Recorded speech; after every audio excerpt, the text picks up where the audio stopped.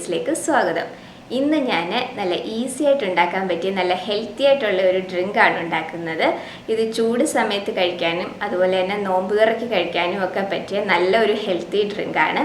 നല്ലൊരു പിങ്ക് കളറാണിന്, അതുകൊണ്ട് തന്നെ കുട്ടികൾക്കും ഒരുപാട് ഇഷ്ടപ്പെടുന്നതാണ്. അപ്പോൾ ഇതെങ്ങനെയാണ് ഉണ്ടാക്കുന്നതെന്ന് നോക്കാം. അപ്പോൾ നമുക്ക് ഈ സ്പെഷ്യൽ ജ്യൂസ് ഉണ്ടാക്കാം. അതിന് വേണ്ടിയിട്ട് ഞാനിവിടെ കുറച്ച് വാട്ടർമെലൺ എടുത്തിട്ടുണ്ട്.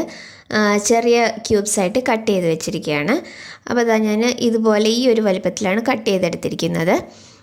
ഇതിപ്പോൾ ഞാൻ ഒരു മീഡിയം സൈസിലുള്ള വാട്ടർമെലൻ്റെ 1/4 ഭാഗമാണ് എടുത്തിരിക്കുന്നത്. അപ്പോൾ ഇതിനെ നമുക്ക് ചെറുതായിട്ടൊന്ന് ഉടച്ചെടുക്കണം. അപ്പോൾ അതിന് വേണ്ടിയിട്ട് ഞാനിവിടെ ഇതുപോലെ ഒരു തവി എടുത്തിട്ടുണ്ട്. ഇത് വെച്ചിട്ട് നമുക്ക് ചെറുതായിട്ടൊന്ന് ഉടച്ചെടുത്താൽ മതി. മിക്സിയുടെ ജാറിലിട്ടൊന്നും അടിച്ചെടുക്കേണ്ട കാര്യമില്ല. നമ്മൾക്ക് ഇതുപോലൊരു തവിയോ അല്ലെങ്കിൽ ഒരു ഫോർക്കോ വെച്ചിട്ട് ചെറുതായിട്ടൊന്ന് ഉടച്ചെടുത്താൽ മാത്രം മതി. അപ്പോൾ വാട്ടർമെലൻ്റെ അളവൊക്കെ ഓരോ വീട്ടിലെ മെമ്പേഴ്സിൻ്റെ അനുസരിച്ച് വ്യത്യാസം വരും. പ്രത്യേകിച്ച് അങ്ങനെ അളവൊന്നുമില്ല. ഞാനിപ്പോൾ ഇവിടെ ആവശ്യമുള്ള ആ ഒരു അളവിൽ എടുത്തേക്കുന്നുള്ളതേ ഉള്ളൂ. മുഴുവനായിട്ടൊന്ന് ഉടച്ച് എടുക്കരുത്. ഒരു പകുതി നമുക്ക് ജ്യൂസിലൊന്ന് കടിക്കാൻ കിട്ടുന്ന രീതിയിൽ വേണം എടുക്കാനായിട്ട്. ചെറുതായിട്ടൊന്ന് ഉടച്ചെടുത്താൽ മാത്രം മതി. അപ്പം നല്ല റെഡ് കളറിലെ വാട്ടർമെലൺ കിട്ടുകയാണെങ്കിൽ നമ്മുടെ ജ്യൂസിന് നല്ലൊരു കളറ് കിട്ടും. അപ്പോൾ ഞാനിപ്പോൾ ഈ വാട്ടർമെലൻ്റെ കുരു മാറ്റിയിട്ടില്ല. നിങ്ങൾക്ക് വേണമെന്നുണ്ടെങ്കിൽ കുരു മാറ്റിയിട്ടെടുക്കാം. ഇല്ലാന്നുണ്ടെങ്കിൽ നമ്മൾ ജ്യൂസ് കഴിക്കുന്ന സമയത്ത് കുരു എടുത്ത് മാറ്റിയാലും മതി.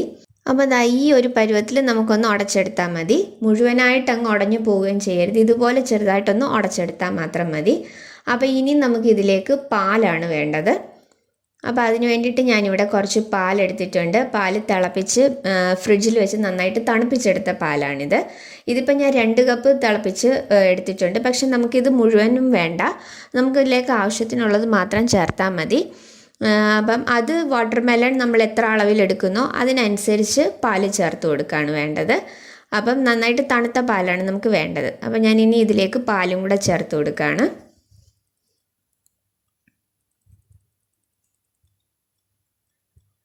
അപ്പോൾ പാലും കൂടെ ചേർത്തിട്ട് നമുക്കിതൊന്ന് മിക്സ് ചെയ്ത് നോക്കാം. പിന്നെ നമുക്ക് പാൽ വേണം എന്നുണ്ടെങ്കിൽ കുറച്ചും കൂടെ ചേർത്ത് കൊടുക്കാം. അപ്പോൾ പാലിൻ്റെയും വാട്ടർമെലൻ്റെയും ഒക്കെ അളവ് ഓരോരുത്തരുടെ ഇഷ്ടം അനുസരിച്ച് എടുത്താൽ മതി. അപ്പോൾ കുറച്ചും കൂടെ പാൽ ഇതിലേക്ക് ചേർത്ത് കൊടുക്കാം. അപ്പോൾ കുറച്ചുകൂടെ പാൽ ചേർത്തിട്ടുണ്ട്. ഇനി നമുക്കൊന്നുകൂടെ എല്ലാം ഒന്ന് മിക്സ് ചെയ്ത് നോക്കാം. ഇനി നമുക്കിതിലേക്ക് കുറച്ച് പഞ്ചസാരയും കൂടെ ചേർത്ത് കൊടുക്കാം. അപ്പോൾ ഞാൻ 3 ടീസ്പൂൺ പഞ്ചസാരയും കൂടെ ചേർത്ത് കൊടുക്കുകയാണ്. പിന്നെ ഓരോരുത്തരുടെയും ഇഷ്ടം അനുസരിച്ച് മധുരത്തിൻ്റെ അളവ് കൂട്ടിയും കുറച്ചും എടുക്കാം. അതുപോലെ തന്നെ വാട്ടർമെലണിന് നല്ല മധുരം ഉണ്ടെങ്കിൽ അതിനനുസരിച്ച് മധുരം ചേർത്താൽ മതി. അപ്പം ഞാനിവിടെ യൂസ് ചെയ്യുന്ന പഞ്ചസാര ബ്രൗൺ കളറിലേതായതുകൊണ്ടാണ് ഈ ഒരു കളറിലിരിക്കുന്നത്. അപ്പോൾ പഞ്ചസാരയും കൂടെ ചേർത്തിട്ട് നമുക്ക് എല്ലാം കൂടെ ഒന്നുകൂടെ മിക്സ് ചെയ്തെടുക്കാം. പഞ്ചസാര വേണമെന്നുണ്ടെങ്കിൽ നമുക്ക് പൊടിച്ചിട്ടും ചേർത്ത് കൊടുക്കാം. ഞാനിപ്പോൾ പൊടിച്ചിട്ടൊന്നും അല്ല ചേർത്തിരിക്കുന്നത്. അപ്പം ഞാനിനി ഇതിലേക്ക് കുറച്ച് പാലും കൂടെ ഒന്ന് ചേർത്ത് കൊടുക്കുകയാണ്. അപ്പം കുറച്ച് പാലും കൂടെ ചേർത്തിട്ടുണ്ട്. അതും കൂടെ നന്നായിട്ടൊന്ന് മിക്സ് ചെയ്തെടുക്കാം. അപ്പോൾ വാട്ടർമെലൻ്റെയും പാലിൻ്റെയും അളവൊക്കെ നിങ്ങളുടെ ഇഷ്ടം അനുസരിച്ച് എടുത്തോണം. അപ്പോൾ ഇത്രേ ഉള്ളൂ നമ്മളുടെ ജ്യൂസ്. ഇനി നമുക്കിത് ഒരു സെർവിങ് ഗ്ലാസ്സിലേക്ക് മാറ്റാം. അപ്പോൾ ഞാൻ ഇനി ജ്യൂസ് ഈ ഒരു സെർവിങ് ഗ്ലാസ്സിലേക്ക് ഒഴിക്കുകയാണ്. അപ്പോൾ നല്ല ഒരു പിങ്ക് കളറിലുള്ള ജ്യൂസാണ്. ഈ ഒരു കളർ കാണുമ്പോൾ തന്നെ കുട്ടികൾക്ക് ഒരുപാട് ഇഷ്ടപ്പെടും. നല്ല റെഡ് കളറിലുള്ള വാട്ടർമെലൺ ആണെങ്കിലാണ് നമുക്ക് നല്ലൊരു പിങ്ക് കളർ കിട്ടുന്നത് നമ്മുടെ ജ്യൂസിന്. അപ്പോൾ നല്ല ഈസി ആയിട്ട് ഉണ്ടാക്കാൻ പറ്റിയ ഒരു ജ്യൂസാണ്. നല്ല ടേസ്റ്റി ആയിട്ടുള്ളതാണ്. നമുക്ക് ചൂട് സമയത്തൊക്കെ വളരെ നല്ലതാണ് ഇത് കഴിക്കുന്നത്. അപ്പോൾ ജ്യൂസ് ഞാൻ സെർവിങ് ഗ്ലാസ്സിലേക്ക് മാറ്റിയിട്ടുണ്ട്. ഇനി ഇതിലേക്ക് ഞാൻ കുറച്ച് സബ്ജ സീഡ്സും കൂടെ ചേർത്ത് കൊടുക്കുകയാണ്. നമ്മുടെ സബ്ജ സീഡ്സ് അല്ലെങ്കിൽ ബേസിൽ സീഡ്സ് എന്ന് പറയുന്നത് അത് ഞാൻ 1 ടീസ്പൂണ് ഒരു 5 മിനിറ്റ് നേരം വെള്ളത്തിലൊന്ന് കുതിർത്ത് വെച്ചേക്കുന്നതാണ്. ഇത് ഓപ്ഷനിലാണ്, ഉണ്ടെങ്കിൽ മാത്രം ചേർത്താൽ മതി. എൻ്റെ കയ്യിൽ ഉണ്ടായിരുന്നത് കൊണ്ട് ഞാൻ ചേർക്കുന്നെന്നുള്ളതേ ഉള്ളൂ. ഇതില്ലാന്നുണ്ടെങ്കിൽ ബാക്കിയുള്ള 3 ഇൻഗ്രീഡിയൻസ് വെച്ച് മാത്രം നമുക്ക് ഉണ്ടാക്കിയാൽ മതി. അപ്പോൾ ഇതുണ്ടെങ്കിൽ അതും കൂടെ ചേർത്ത് കൊടുക്കാം, നല്ലതാണ്. അപ്പോൾ സബ്ജ സീഡ്സും കൂടെ ഞാൻ ഇതിലേക്ക് ചേർത്ത് കൊടുത്തിട്ടുണ്ട്.